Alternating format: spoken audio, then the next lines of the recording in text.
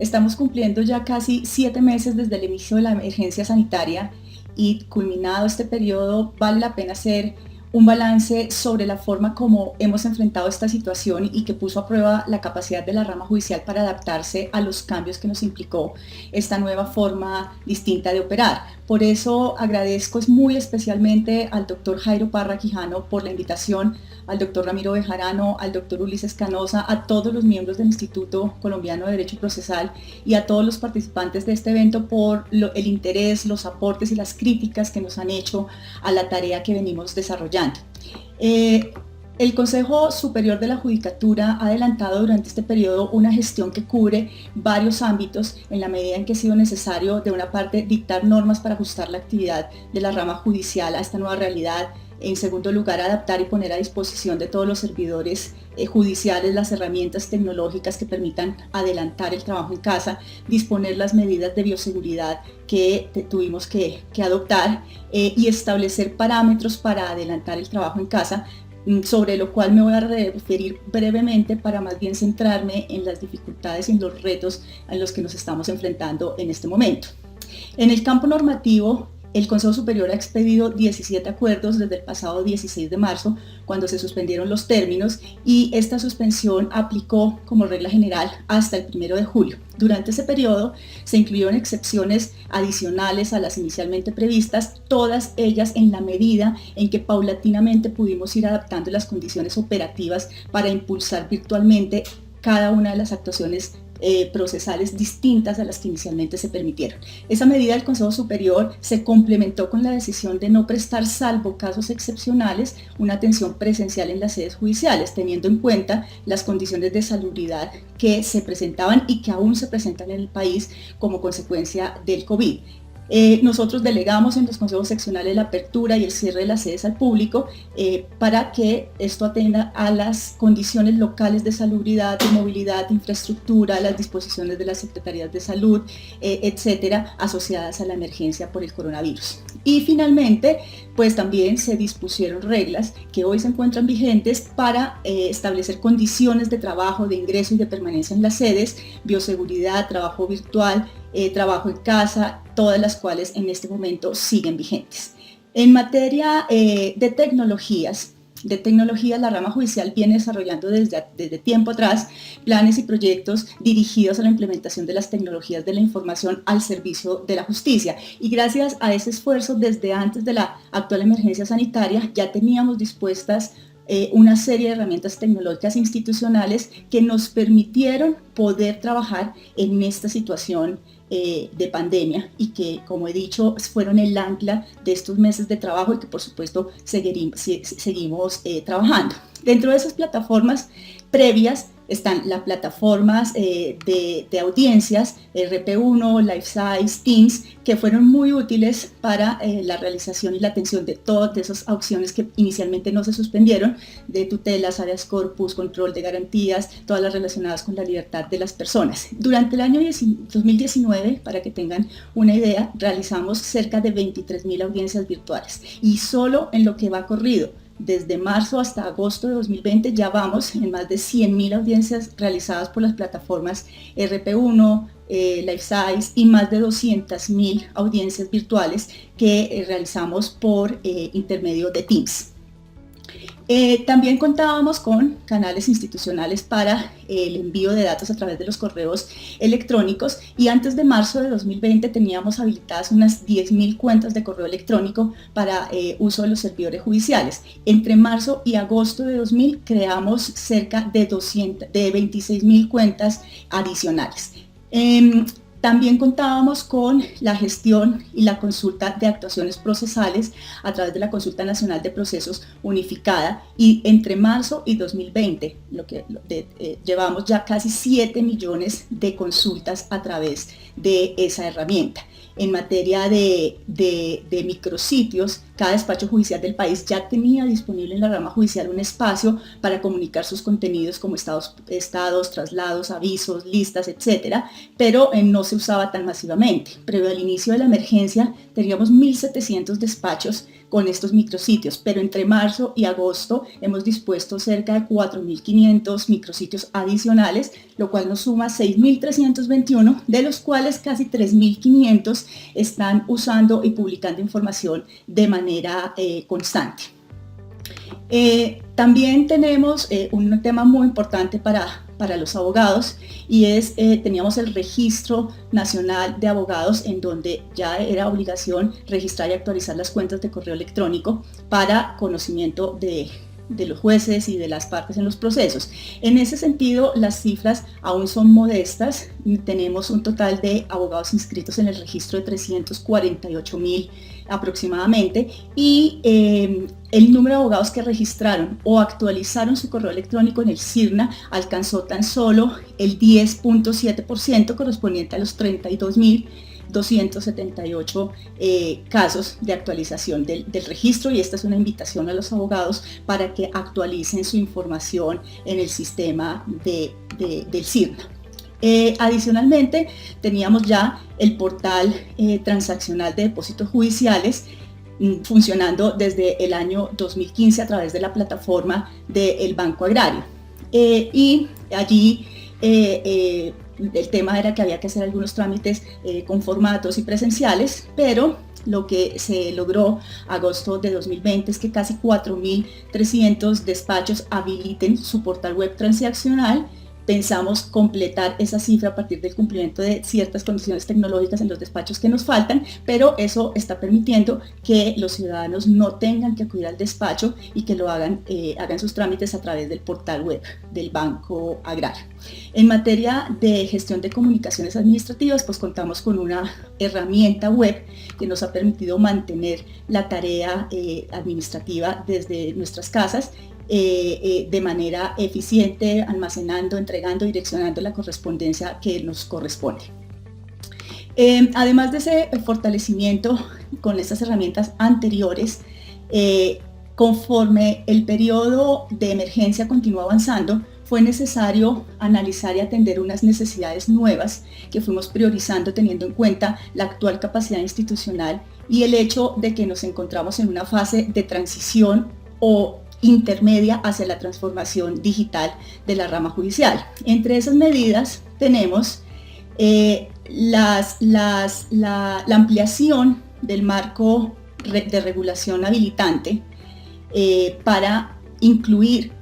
regulaciones o complementar, más bien, si me dejan usar la palabra, ya el esquema normativo que ya está establecido en la Ley 270, en los códigos procesales, en la Ley de Comercio Electrónico, en la Ley General de Archivos, entre otras, e incluso las disposiciones del Decreto Legislativo 806. En ese acuerdo 11.567, entonces el Consejo Superior habla del uso preferente de los medios tecnológicos, de evitar la exigencia del cumplimiento de formalidades presenciales innecesarias, establece responsabilidades de los servidores judiciales frente a la información del proceso y de actualizarla en los sistemas de gestión procesal y en los micrositios de la rama, privilegia la virtualidad en el desarrollo de audiencias, y con eso generamos ese mejor marco normativo para toda esta virtualidad. Y en el marco de esa norma, entonces, lo que hemos trabajado ha sido la identificación de unos canales de atención más unificados, por ejemplo, a través del aplicativo para la recepción de tutela y habeas corpus en línea, el aplicativo para la recepción de demandas en línea que se desarrolló para las especialidades civil, laboral, familia y de lo contencioso administrativo en Bogotá, y que,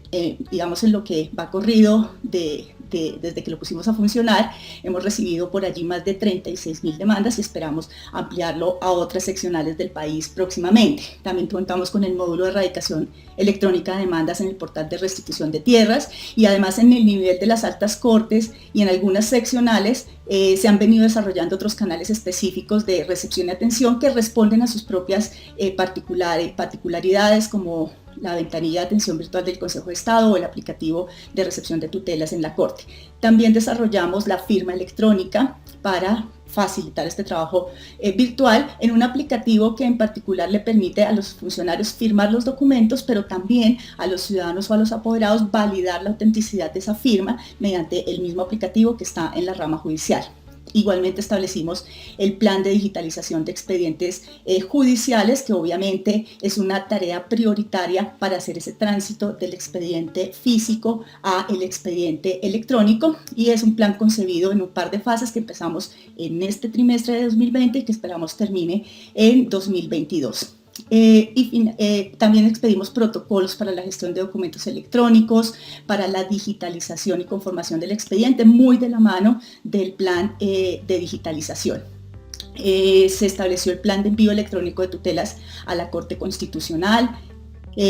Se ha hecho un plan de estrategia y una estrategia de capacitación conscientes de la importancia de la gestión del cambio, del uso y de la apropiación de las herramientas y de los nuevos procesos. Esto lo hemos trabajado con el apoyo transversal de la Escuela Judicial Rodrigo Lara Bonilla, pero también de las dependencias que están trabajando en el desarrollo de estas herramientas. Y finalmente, como una gran sombrilla de todo este ejercicio que estamos adelantando, expedimos y aprobamos recientemente el Plan Estratégico de Transformación Digital de la Rama Judicial para el periodo 2021 a 2025, que será el norte común para el desarrollo de la transformación digital de la rama, que hará que esto se lo podamos hacer de una manera viable, gobernable, sostenible, y a través del cual estamos materializando la formulación desde la planeación estratégica de ese plan de justicia digital de que trata el artículo 103 del Código General del Proceso. En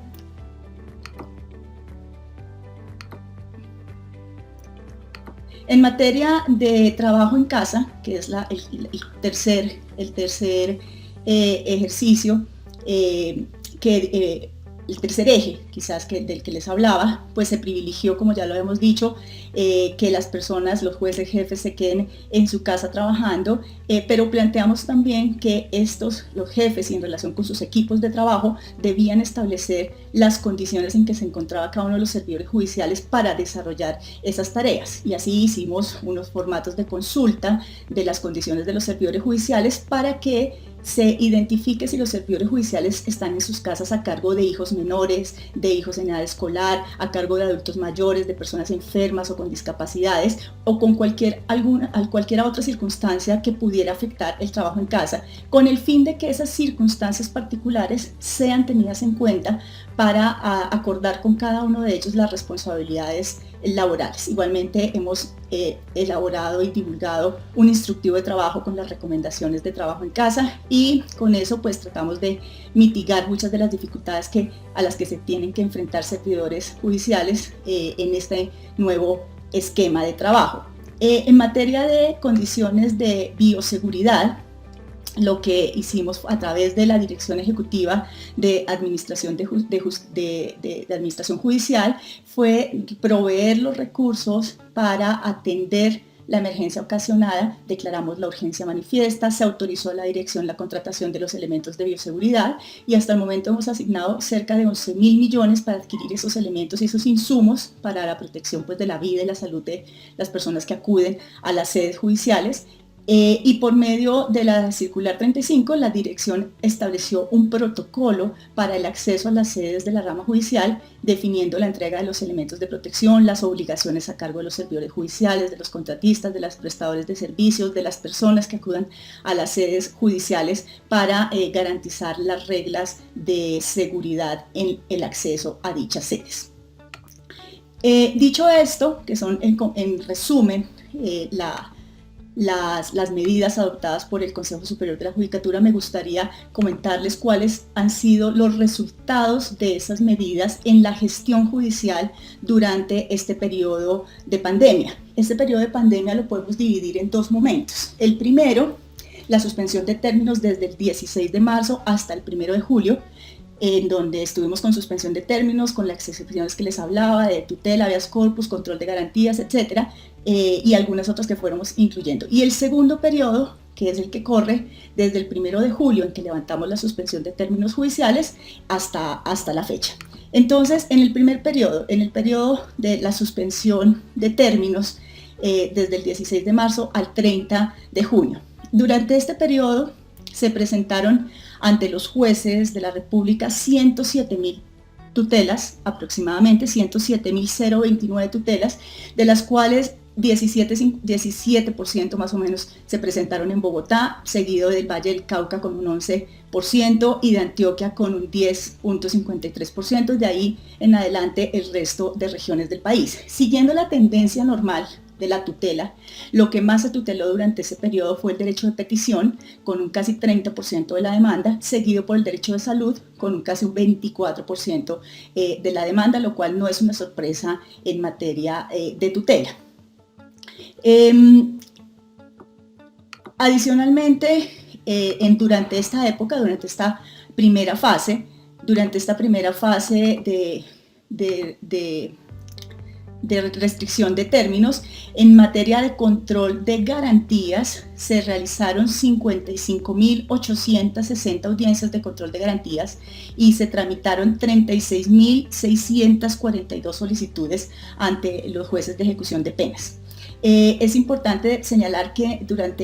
a partir más bien del mes de abril hubo una estabilidad en el movimiento de procesos, más o menos unas 36.000 mensuales, y de las 55.000 el mayor número se concentró en las audiencias de jueces penales de conocimiento con privados de la libertad, con un total de 24.039 audiencias, lo que representa el 43% de las audiencias de conocimiento adelantadas por los jueces. En materia de ejecución de penas, pues durante la suspensión de términos se recibieron cerca de 37.000 solicitudes, siendo los trámites de libertad condicional los que mayor cantidad de solicitudes recibieron.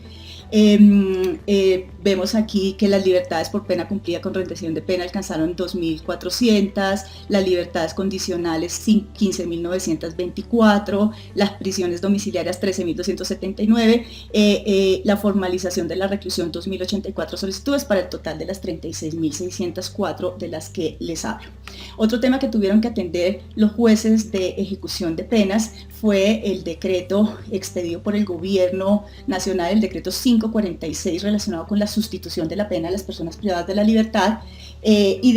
en el marco de esa norma de excepción los jueces de ejecución de penas recibieron 10.923 solicitudes que fueron tramitadas por los jueces de ejecución de pena dentro de los plazos establecidos en el acuerdo. De esas 10.000 hasta el 17 de julio ya se han proferido casi 7.500 decisiones, y ya seguramente para este momento podamos tener unas nuevas cifras que nos darán cuenta de la totalidad de los trámites. Ahora bien, durante la segunda fase, que es la gestión de la rama judicial a partir del levantamiento de términos, es decir, desde el 1 de julio, lo que ha sucedido es que respecto a los ingresos de la rama judicial, en 2 veces y medio hemos recibido 163.872 procesos, de los cuales el mayor número corresponde a procesos ordinarios de cada jurisdicción,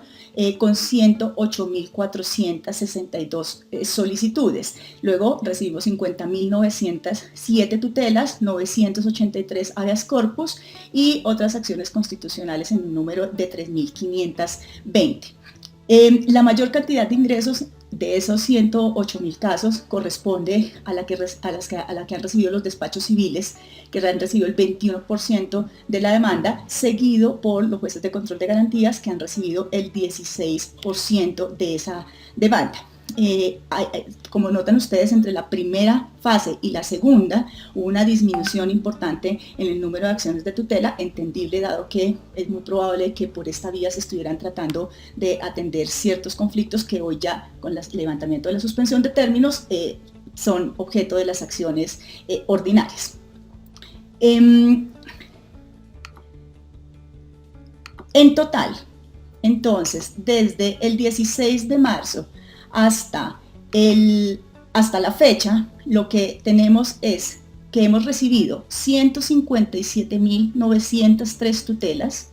y 108.462 procesos ordinarios, lo cual es una cifra realmente importante para el periodo de tiempo del que estamos hablando, y más que el periodo de tiempo, si se me permite, a las condiciones en las que estamos trabajando y que evidencian cómo la rama judicial ha podido seguir atendiendo los asuntos de los ciudadanos.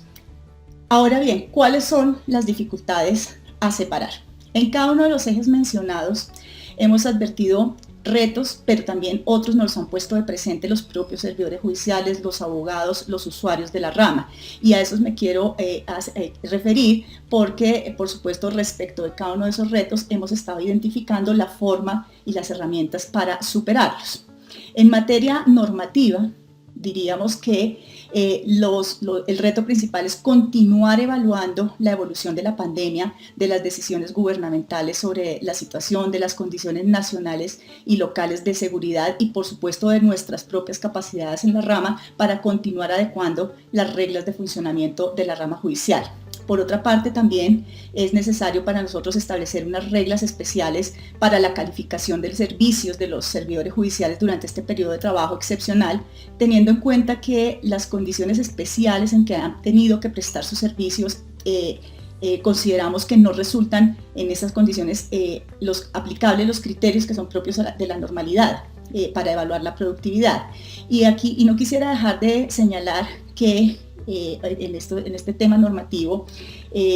dada la multiplicidad de jefes, que es una característica de la rama judicial, se ha hecho compleja la uniformidad en la aplicación de las reglas y los parámetros que el Consejo Superior ha dispuesto para mantener la operación de la rama durante la coyuntura. Y por ello estamos apostándole a generar confianza en todos los niveles de la organización para que la integridad de las medidas que hemos tomado logren su objetivo de proteger a los servidores judiciales, a los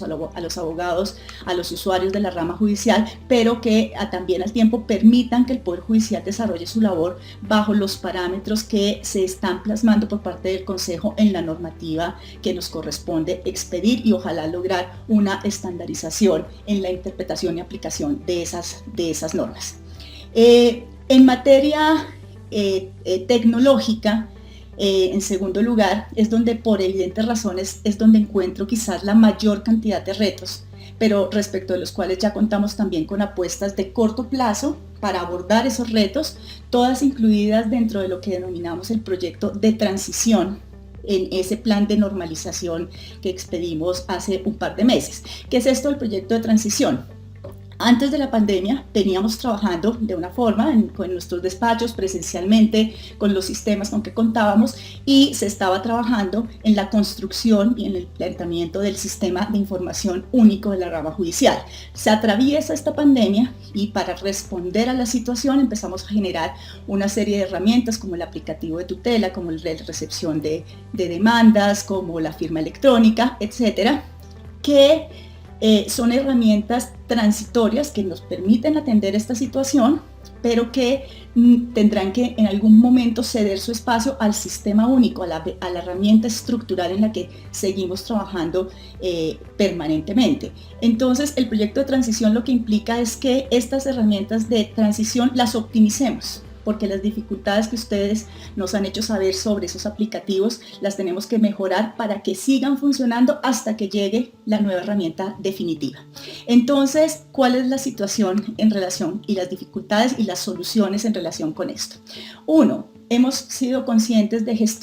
de dificultades relacionadas con la gestión de los correos electrónicos. Nos han hablado del desborde de la capacidad de los buzones de correos electrónicos, envían documentos y los correos rebotan. Hay complejidades del correo electrónico, por ejemplo, porque no da acuse de recibo, hay demoras en la gestión de las comunicaciones, tenemos multiplicidad de correos electrónicos para la recepción, la atención y el relacionamiento con los usuarios. Y desde esa perspectiva, la solución o la apuesta de corto plazo es la de generar una sede electrónica en una primera versión que preste un servicio institucional estándar para la presentación, radicación y de comunicaciones asociadas a un gestor documental que vamos a poner en producción.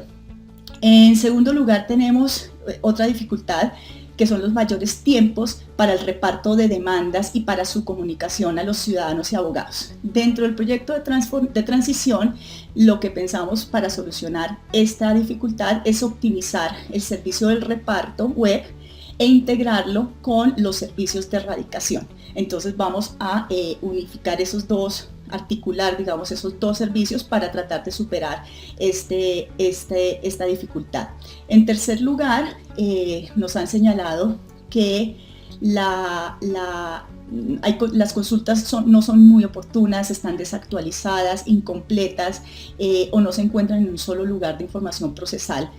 o del expediente judicial. Y desde esa perspectiva vamos a iniciar un proceso de valoración de las capacidades actuales de los sistemas con que contamos, como por ejemplo el Justicia Siglo XXI, el portal de restitución de tierras, el sistema SAMAI que utiliza el Consejo de Estado, para que podamos definir si algunas de las funcionalidades que hoy ya tenemos pueden ser optimizadas de cara a reducir esas dificultades en las consultas. En cuarto lugar, estamos hablando de diversidad de reglas, de canales establecidos por los despachos judiciales, por las dependencias, por las seccionales. Eso ha sido muy reiterado y ahí estamos trabajando fuertemente en una definición de regulaciones estándar y de servicios institucionales comunes que nos permitan una unificación en esas reglas que se están aplicando en los despachos judiciales. A continuación nos han hablado y hemos identificado un desborde de la capacidad del OneDrive para el almacenamiento y para la conformación de expedientes electrónicos. Y para esa dificultad estamos trabajando en ese proyecto de transición en un repositorio documental que colgaremos en la nube asociado al plan de digitalización de expedientes del que les hablaba al principio de mi exposición. Frente a limitaciones que hemos identificado en la capacidad institucional para la digitalización de expedientes, yo les señalaba que la digitalización de expedientes se plantea en dos fases, una interna con las capacidades internas de los despachos y una externa que es la que nos va a permitir superar o completar el ejercicio a través de un apoyo externo especializado que nos ayude a culminar ese ejercicio. Algunas limitaciones que tenemos en la firma electrónica, porque la firma electrónica ha empezado como en una versión primera, permitiendo a los funcionarios suscribir individualmente sus documentos, pero en una versión 2.0 hablaríamos de firma electrónica masiva, de firma colegiada y de superar algunos inconvenientes de la versión que tenemos hasta ahora. También tenemos otra dificultad y otro reto relacionado con unas posturas que tienden a señalar que esta nueva dinámica de uso de las tecnologías está respondiendo solamente a una coyuntura de emergencia. Nos están diciendo que con este ejercicio y con estas herramientas que estamos tratando de implementar solamente estamos apagando los incendios y no se ve muy claramente el proyecto estructural que hay detrás de todo este ejercicio. Para ello vamos a tratar de establecer unas regulaciones claves que dejen muy en claro que no están asociadas solamente a la emergencia, sino a la transformación digital propiamente dicha. Todo esto dentro de ese marco del plan estratégico de transformación digital y todo ligado a estas medidas que estamos tomando y al proceso de creación y de estructuración del sistema único de información de gestión judicial, que también empezará en este año y que seguramente en el año 2021 empezaremos a ver los primeros resultados. Otro reto que me parece muy importante resaltar tiene que ver con las diferentes interpretaciones frente a prácticas procesales u operativas de la rama judicial. La falta de conocimiento y la práctica de uso de tecnologías por los actores de justicia. Y en estos dos temas, dentro del Plan Estratégico de Transformación Digital, está establecido un fortalecimiento de la escuela judicial, de la plataforma de e-learning que nos permitan masificar las estrategias de capacitación, masificar las reglas que tratemos de expedir para generar discusiones alrededor de interpretaciones que nos permitan ir generando una posición un poco más pareja en la rama judicial. También tenemos, por supuesto, unas limitaciones en la capacidad de la infraestructura tecnológica de hardware y para ello estamos en proceso de adquisición de parque tecnológico, de modernizar ese parque tecnológico. En este año, por ejemplo, vamos a adquirir cerca de 2.600 escáneres para distribuirlos a nivel nacional, con un costo de unos 15.000 millones de pesos, unos kits de diademas, webcams, por otros 4.000 millones de pesos. También aprobamos adquirir la renovación de casi 9.000 equipos de cómputo que suman unos 28.000 millones de pesos distribuidos en todo el territorio nacional y que ya estamos en proceso de entrega e instalación. Para 2020 y 2021 vamos a tener unas inversiones importantes en el mantenimiento y la ampliación de las redes WAN, que son las que nos permiten superar las dificultades de conectividad a Internet y que por supuesto en estas condiciones son de la mayor importancia. También vamos a adquirir kits de audio, de video para las salas de audiencias, con lo cual se va a mejorar esta prestación del servicio.